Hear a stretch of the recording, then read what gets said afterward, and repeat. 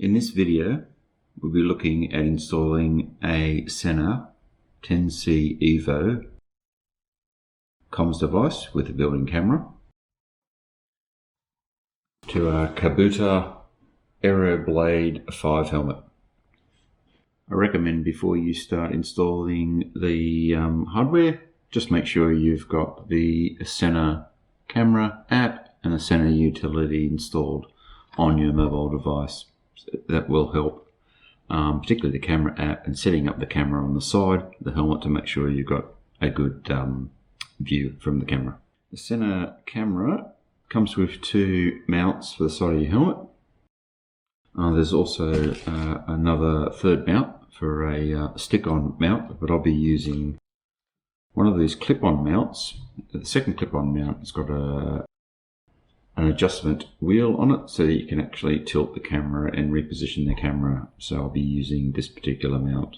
Trying to locate a position on the side of the helmet that I can actually put the mount. This is all fairly soft rubbery material here, so I'll be looking at moving it a fair way forward so that it can clamp in on the hard shell of the helmet. I'll have to remove the cheek pad,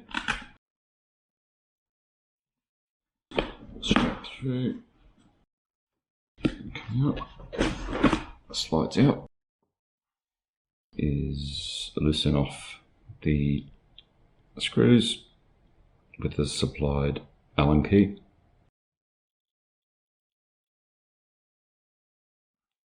Like so. Open it up and fit it down in through the side of the helmet here. Then I'll clip on the camera. Now, as you can see, the camera is actually a fair bit forward, rotated around the front of the helmet a bit, so I might have to see how it looks on the app. Power on, connected via Bluetooth, should be in pairing mode.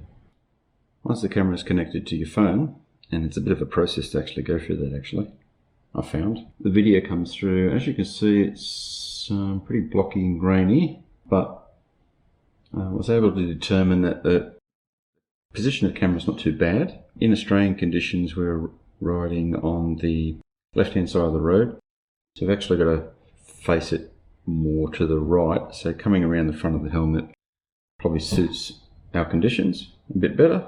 The position's roughly about right, so we'll connect all the other headphones, etc., and get on with that process. So to do that, we have to remove the rest of the internal lining.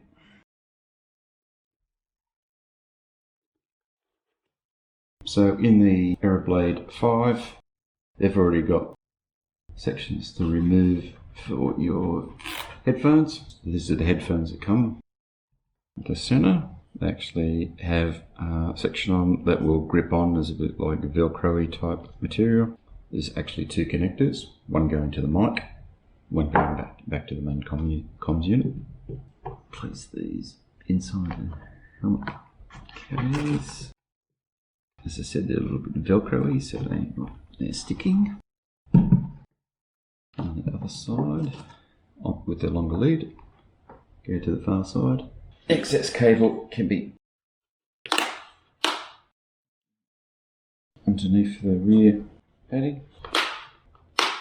Now the connector to the unit on the Aeroblade 5, we've got this soft rubbery section with some holes through it, so we're going to push the connector up through the holes. It's going to be a tight fit. Careful not to break off any locking tabs. There we go, through. Now that will click into the comms unit, lifting the little locking tab, push it all the way in, and then the locking tab goes in there and locks in. And tidy up that little bit of cable. And now we just have to connect the mic up. So there's a couple of mics with the unit. So this is one little mic that can Velcro into the inner lining, or there's a more fixed boom mic which can also Velcro in. Just make sure you've got the mic connector free when you put the cheek pad in. This is keyed, so I'm going to go one way. The mic placement you might have to move around a bit, depending on how close it is to your mouth. And make sure that you're not getting a lot of breathing noises. Just put the mic in there on the hard surface, just in front of the cheek pad. Push that cabling down in through under the cheek pad. So there we are, all connected. Optionally added a ComSol 3600 milliamp slim power bank connected to the helmet using 2 Velcro patches. This will extend your battery life. If you found this review useful, please like and subscribe, and check out some of the other content at these links. Thank you.